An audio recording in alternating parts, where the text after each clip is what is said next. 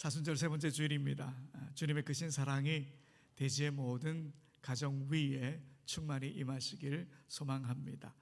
아침 저녁으로는 여전히 공기가 차갑지요. 하지만 낮에 따스한 햇살을 보면 봄이 가까이 오고 있다 우리가 느끼게 됩니다. 우리나라에 사계절이 있다는 것이 참 감사한 일입니다. 겨울이 지나고 봄이 오면 자연 만물이 조금씩 깨어나기 시작합니다. 메마른 나뭇가지에도 어느새 꽃이 피고 땅 속에 잠들어 있던 생명들이 고개를 들기 시작합니다. 교회 마당에도 보니까 벌써 매화가 피어 있지요. 아직 날씨는 차가운데 가지마다 작은 꽃들이 먼저 피어났습니다. 매화가 활짝 피고 나면 시간이 지나 그 꽃들은 떨어지겠죠. 그런데 그 자리에 매실이 맺히게 됩니다.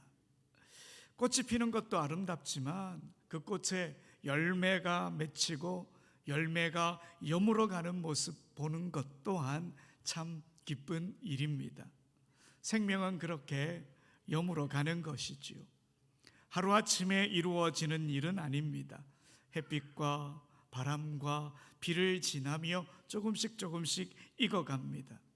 그런데 자연 만물이 그렇게 자라는 것처럼 우리 인생도 그렇고 우리 교회도 그렇게 자라갑니다. 어느 시인이 이런 글을 남겼습니다. 햇살 아래 곡식들이 여물어 가듯 우리들의 사랑도 그렇게 익어갔으면. 여러분, 사실 우리를 성숙의 길로 인도하는 것은 따사로운 햇살 같은 주님의 은총입니다. 때로는 갈등과 시련이라고 하는 비바람이 불어오기도 하지요. 그러나 그 시간조차도 우리를 단단하게 하시는 하나님의 은혜로 우리가 고백할 때 우리는 비로소 여물어가는 인생이 되어서 여물어가는 교회가 되어서 그렇게 점점점 성숙해져 가는 것이죠. 오늘 우리가 읽은 사도행전 15장은 바로 그런 모습을 보여줍니다. 갈등과 논쟁의 시간을 지나며 조금씩 여물어가는, 성장해가는, 성숙해가는 초대교회의 모습입니다. 이 사건은 주후 49년경에 있었던 예루살렘 사도회의의 이야기입니다. 지난 주일에는 에클레시아 교회가 모이는 교회이면서 동시에 보내는 교회다, 이 말씀 함께 나누었습니다. 안디옥 교회가 바울과 바나바를 선교사로 파송하여 구브로를 지나 이방 지역으로 복음을 전하는 그런 장면이었지요. 그런데 오늘 본문은 에클레시아의 또 다른 모습을 우리에게 보여주고 있습니다. 교회가 갈등 속에서도 하나님의 뜻을 찾으며 성숙해가고 여물어가며 더욱 단단해져 가는 그런 모습입니다.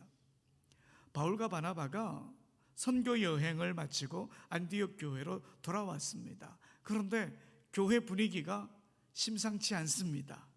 교회 안에 큰 논쟁거리가 벌어지고 말았기 때문이지요. 어떤 사람들이 이렇게 주장합니다. 이방인들도 구원을 받으려면 할례를 받아야 한다, 모세의 율법을 지켜야 한다, 이렇게 말이죠. 이 문제는 단순히 유대인과 이방인의 문화 차이에서 비롯된 갈등이 아니었습니다. 구원은 무엇으로 이루어지는가 하는 복음의 핵심과 연결된 문제였습니다. 그래서 바울과 바나바는 이 문제를 해결하기 위해 예루살렘으로 올라갑니다. 그리고 사도들과 장로들과 함께 이 문제를 논의합니다. 이것이 바로 역사상 처음으로 열렸던 중요한 교회 회의, 예루살렘 사도회의, 예루살렘 공의회, 이렇게 불리는 일입니다. 이 회의에서 다양한 의견이 오갔습니다. 바리새파 출신 그리스도인들은 이방인들에게도 할례와 율법을 요구해야 된다, 그렇게 주장을 했지요.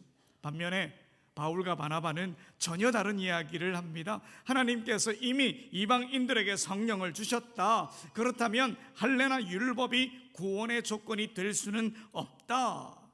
그들은 자신들이 선교 현장에서 경험한 하나님의 역사를 증언했습니다.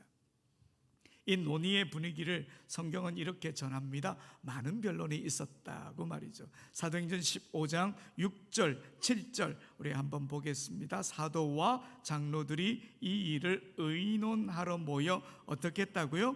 많은 변론이 있은 후에. 많은 변론.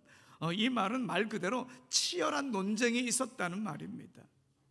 여러분, 교회 안에서 논쟁이 벌어지면 보통 어떤 일이 일어납니까? 처음에는 아주 작은 의견 차이로 시작을 하지만 시간이 지나면 감정 문제로 막 번지기도 합니다. 결국 교회가 어려움을 겪는 경우도 적지 않습니다. 그런데 오늘 본문의 논쟁은 조금 다릅니다. 이 논쟁은 교회가 성숙하지 못해서 생긴 문제가 아니라 오히려 교회가 성숙해 가는 과정에서 나타나는 모습이었습니다. 왜냐하니 그들은 서로 싸우기 위해 모인 게 아니라 진리를 찾기 위해 하나님의 뜻이 무엇이냐 이걸 찾기 위해 모였기 때문입니다. 여러분, 교회는 갈등이 없는 공동체가 아닙니다. 성숙한 교회는 갈등이 없는 교회가 아니라 갈등 속에서도 하나님의 뜻을 찾으려는 공동체, 그 공동체가 성숙한 공동체입니다. 성숙한 공동체는 문제를 덮어두지 않습니다. 서로의 생각을 나누고 대화하고 함께 하나님의 뜻을 분별합니다. 감정적인 싸움이 아니라 각자의 경험과 생각을 나누며 진리를 찾아가는 과정, 그 과정 자체가 교회를 건강하게 만드는 겁니다. 지난 주일에 3월 정기 재직회가 있었습니다. 최근 재직회 가운데 가장 활발한 대화가 오갔던 시간이 아닌가 그런 생각이 듭니다. 지금 교회 옆에 있는 중앙고속도로 확장 공사가 늦어지고 보상도 지체되면서 예배당 이전과 건축 계획 역시 많이 늦어지고 있는 그런 상황이죠. 그래서 당회에서 장로님들과 여러 고민을 했습니다. 여기서 몇 년을 더 있어야 할 것 같은데 이 노후된 예배당을 어떻게 해야 하나 여러 이야기를 주고받다가 이런 의견으로 모아졌습니다. 예배당 의자라도 바꾸면 어떨까? 그래서 이 안건을 재직회의에 올렸습니다. 그날 재직회 정말 활발한 대화가 오갔습니다. 저는 내심 더 많은 분들이 모여서 이 이야기를 했으면 좋겠는데 너무 적은 숫자가 모여서 좀 마음이 그러긴 했습니다. 근데 결론적으로 이렇게 정리되었어요. 조금 더 시간을 가지고 의견을 모아보자. 그리고 5월 재직회에서 다시 논의하자. 이렇게 말이죠. 저는 적은 숫자가 모였지만 그 모습을 보면서 참 감사한 마음이 들었습니다. 사실 재직회를 둘째 주에서 첫째 주로 옮긴 것도 이유가 있습니다. 첫째 주에는 식당 봉사가 없기 때문에 더 많은 분들이 재직회에 참여할 수 있겠구나 이렇게 생각을 했는데 소망하기는 5월에는 재직회의 부흥이 있기를 소망합니다. 여러분, 재직회는 그야말로 에클레시아의 모습입니다. 그리스 도시 국가들의 시민총회처럼 교회를 위해 마음을 나누고 우리 공동체를 더 건강하게 세워가기 위해 함께 고민하는 자리입니다. 하나님이 기뻐하시는 교회를 세워가려면 가만히 있을 수는 없잖아요. 함께 이야기하고 함께 고민해야 됩니다.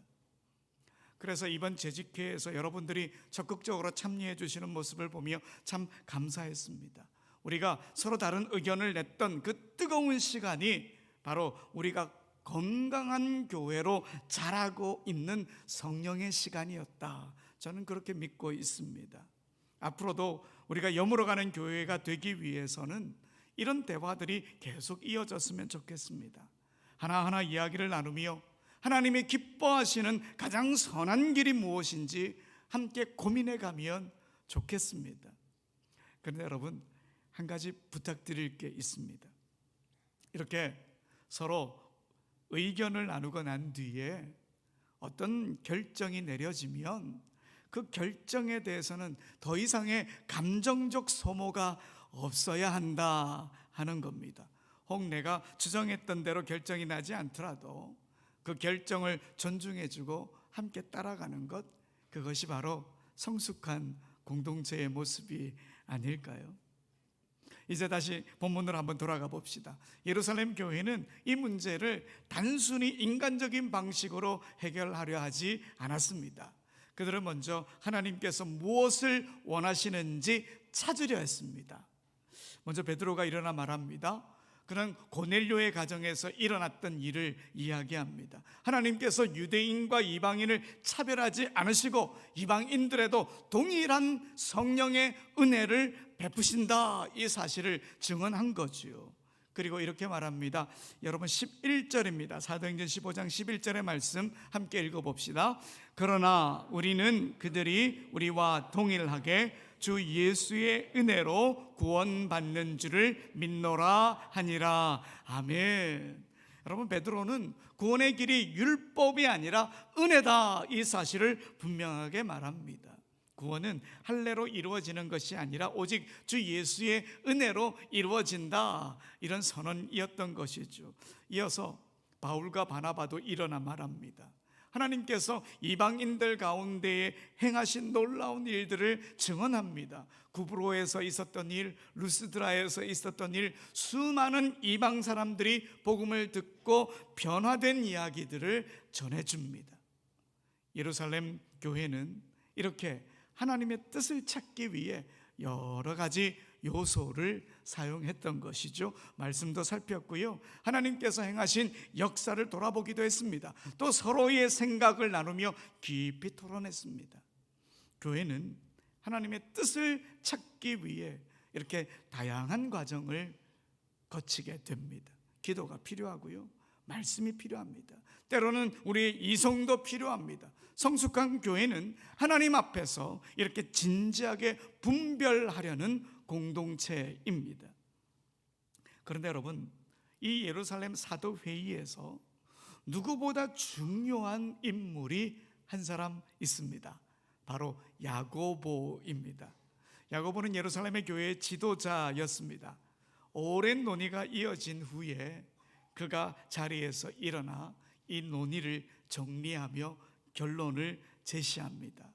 먼저 그는 베드로가 말했던 그 내용을 다시 언급합니다. 하나님께서 이미 이방인들을 받아들이셨다, 이 사실을 확인합니다.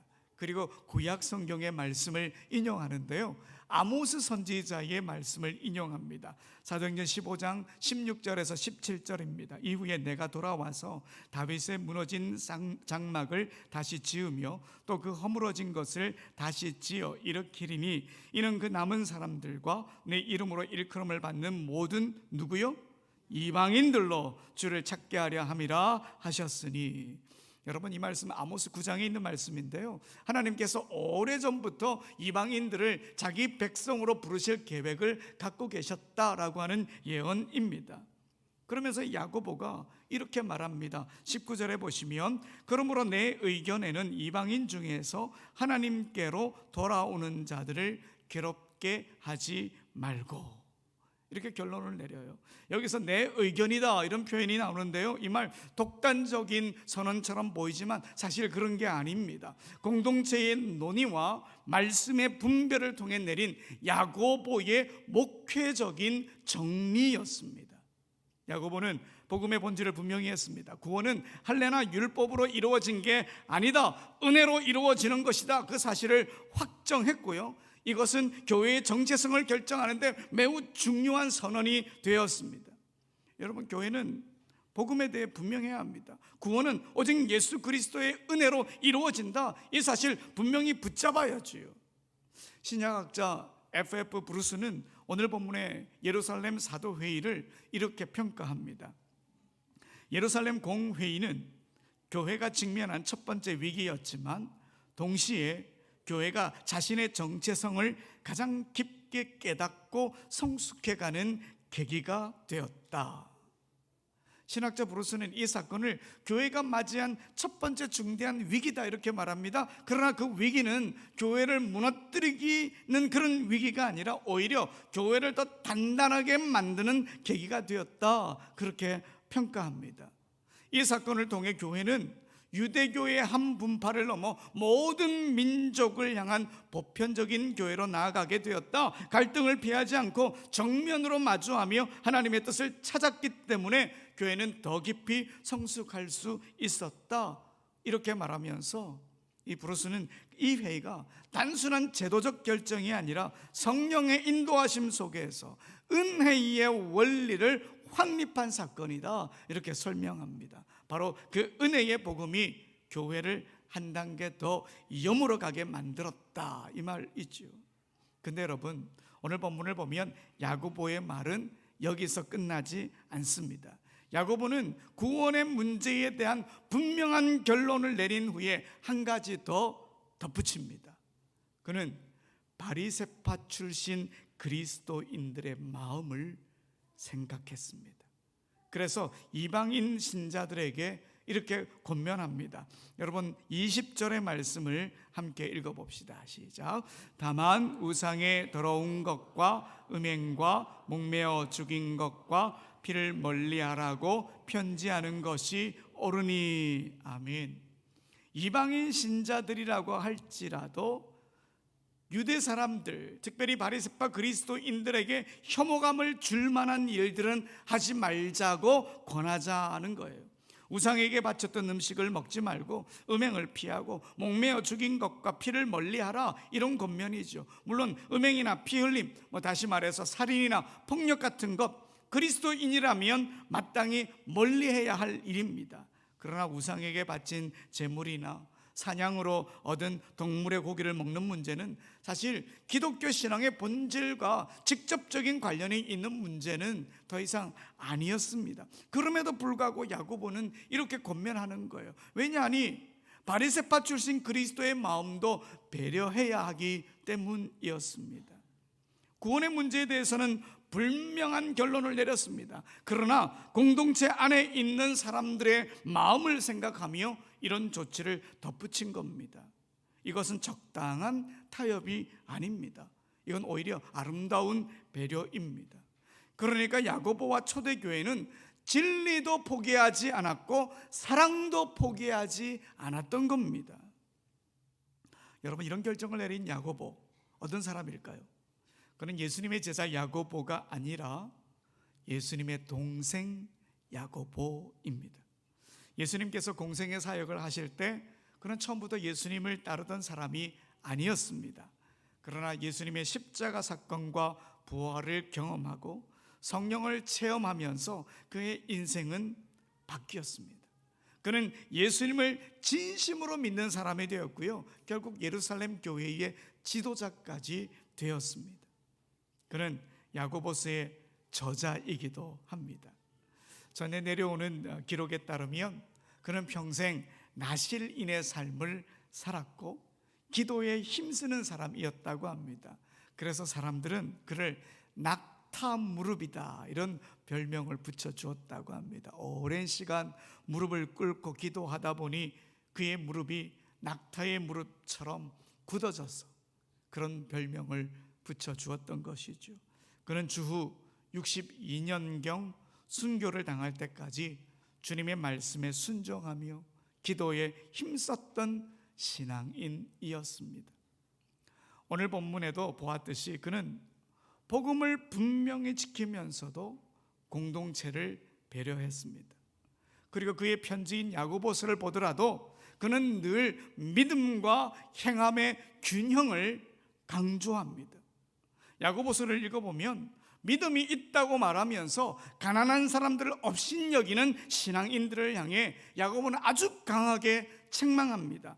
야고보서 2장 5절에서 6절을 보면 내 사랑하는 형제들아 들을지어다. 하나님이 세상에서 가난한 자를 택하사 믿음에 부요하게 하시고 또 자기를 사랑하는 자들에게 약속하신 나라를 상속으로 받게 하지 아니하셨느냐. 너희는 도리어 가난한 자를 업신여겼도다. 야고보가 이렇게 말하는 거예요. 야고보는 하나님께서 이스라엘에게 노예 생활하던 그 이집트에서 노예 생활하던 이스라엘을 부르셔서 하나님의 백성으로 삼으셨던 그 일을 기억하라는 겁니다. 하나님은 가난한 사람이라고 해서 버리지 않으신다. 부자라고 해서 더 사랑하지 않으신다. 하나님은 차별 없이 모든 사람을 사랑하시는 분이시다. 그러니 믿음이 있다고 하면서 어떻게 사람을 차별할 수 있느냐, 이렇게 야고보가 책망을 했던 것이죠. 여러분, 복음을 지키면서도 다른 사람을 배려할 줄 아는 신앙인, 믿음을 가지고 있으면서 그 믿음을 삶으로 드러낼 줄 아는 신앙인, 이런 균형 잡힌 그리스도인이 바로 성숙한 그리스도인입니다. 그리고 그런 사람을 통해 교회가 성숙해지는 거지요. 사도 바울도 같은 이야기를 합니다. 고린도 교회에 편지를 쓰면서 먹는 문제 때문에 믿음이 약한 사람들이 시험이 들 수 있으니까 믿음이 좋은 사람들이 차라리 먹지 마라, 그렇게 말합니다. 고린도전서 8장 9절에 보면 그런즉 너희의 자유가 믿음이 약한 자들에게 걸려 넘어지게 하는 것이 되지 않도록 조심하라. 믿음이 좋은 사람들 아무거나 다 먹고 믿음을 챙길 수 있는데, 믿음이 약한 사람들, 그걸 먹고 있는 믿음 있는 사람들 보면 시험에 드는 거예요. 시험에 드는 사람이 있으면 차라리 먹지 말라는 거예요. 그래서 고린도전서 10장 31절 33절에 보면 그런즉 너희가 먹든지 마시든지 무엇을 하든지 다 하나님의 영광을 위하여 하라. 유대인에게나 헬라인에게나 하나님의 교회에나 거치는 자가 되지 말고 나와 같이 모든 일에 모든 사람을 기쁘게 하여 자신의 유익을 구하지 아니하고 많은 사람의 유익을 위하여 그들로 구원을 받게 하라. 아멘. 구원의 문제와 직접적인 관련이 없는 것들은 다른 사람들을 배려하며 살라는 겁니다. 하나님의 뜻을 아는 신앙인은 다른 사람들을 배려하며 살아가야 한다, 이 말이지요. 그렇게 살아갈 때 주님을 믿지 않던 사람들이 주님을 믿게 되는 구원의 역사가 일어날 수 있다, 바울이 그렇게 권면하고 있습니다. 여러분, 복음을 지키는 일은 정말 귀중한 일입니다. 그러나 동시에 우리는 믿음이 없는 사람들을 배려할 줄도 알아야 합니다. 이것이 신앙의 균형입니다. 그리고 바로 이런 삶이 하나님의 구원을 세상에 전하는 통로가 되는 것이죠.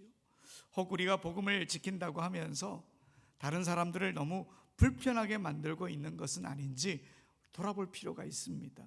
어쩌면 교회가 세상에서 비판을 받는 이유 가운데 하나도 여기에 있을지 모릅니다. 복음을 지킨다는 이름으로 너무 경직된 모습만 보여주었기 때문은 아닐까, 우리 자신을 돌아보아야 하는 것이죠. 그래서 우리는 지혜롭게 복음을 지켜나가야 합니다. 조금 더 유연할 필요가 있습니다. 물론 그렇다고 해서 복음을 타협해라, 이 말 절대 아닙니다. 복음에 대해서는 분명해야죠. 구원에 대해서는 정확해야죠. 그러나 본질에서 벗어난 문제들에 대해서는 유연할 수 있어야 합니다. 여러분, 성숙한 신앙은 단순히 옳음을 주장하는 데서 멈추지 않습니다. 다른 사람을 배려할 줄 아는 모습을 가지고 있어야 합니다. 복음은 타협하지 않습니다. 그러나 사랑은 넉넉해야 합니다. 여러분, 성숙한 교회는 바로 이런 교회입니다. 복음은 타협하지 않지만 사랑은 넉넉한 교회, 바로 이런 교회입니다. 그런데 여러분, 이렇게 예루살렘 사도회의에서 결정된 내용을 각 지역 교회에다가 편지로 전해줘야 하지 않습니까? 그래서 편지를 써보내는데요, 그 편지 속에 아주 인상적인 표현이 등장합니다. 여러분, 28절 한번 볼까요? 우리 28절을 함께 읽어봅시다. 성령과 우리는 이 요긴한 것들 외에는 아무 짐도 너희에게 지우지 아니하는 것이 옳은 줄 알았노니. 아멘. 여러분, 여기서 예루살렘 교회가 우리가 결정했다 그렇게 말합니까? 뭐라고 말합니까? 성령과 우리가. 성령과 우리가 함께 결정했다, 이래 말합니다. 치열한 논쟁 끝에 나온 결과물이 인간의 결정에 머물지 않고 성령의 작품이다, 이렇게 말하고 있는 거예요. 이 표현을 통해 교회는 뭐냐? 하나님과 동역하며 함께 책임지고 걸어가는 신앙 공동체다. 이걸 분명히 보여준 것이지요.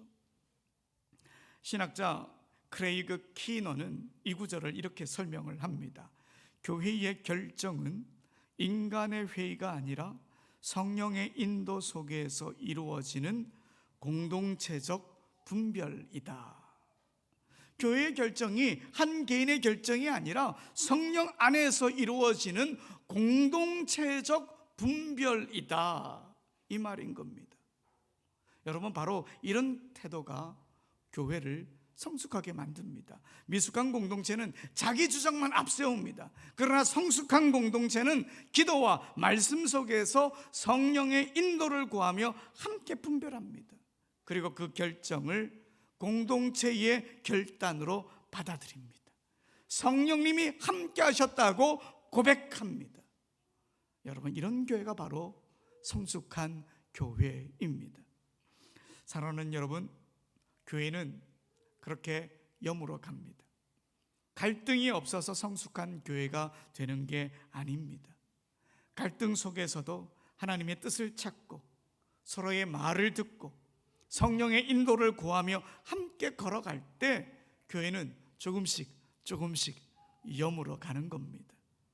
예루살렘 교회가 바로 그런 교회였습니다. 그들은 복음을 분명하게 붙들었습니다. 그러나 동시에 서로를 향한 사랑도 잊지 않았습니다. 그래서 그들은 이렇게 고백을 한 거죠. 성령과 우리는. 여러분, 이것이 성숙한 교회의 모습입니다. 독일의 신학자 디트리 본 회퍼는 교회를 이렇게 말했습니다. 교회는 다른 사람들을 위해 존재할 때 비로소 교회가 된다. 예루살렘 교회가 바로 그런 교회였잖아요.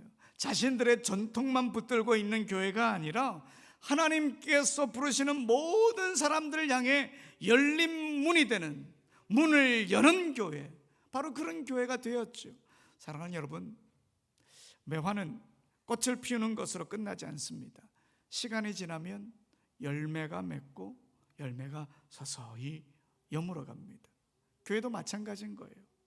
기도 속에서, 말씀 속에서, 그리고 서로를 향한 사랑 속에서 교회는 조금씩 여물어 갑니다. 여러분, 성숙한 교회는 갈등이 없는 교회가 아닙니다. 갈등 속에서도 하나님의 뜻을 찾는 교회입니다. 우리 교회도 그렇게 여물어가는 교회가 되기를 소망합니다. 복음은 분명하게 붙들고 사람은 사랑으로 품으며 성령과 함께 하나님의 뜻을 찾는 공동체, 그렇게 여물어가는 교회로 살아가는 우리 모두가 되기를 간절히 소원합니다.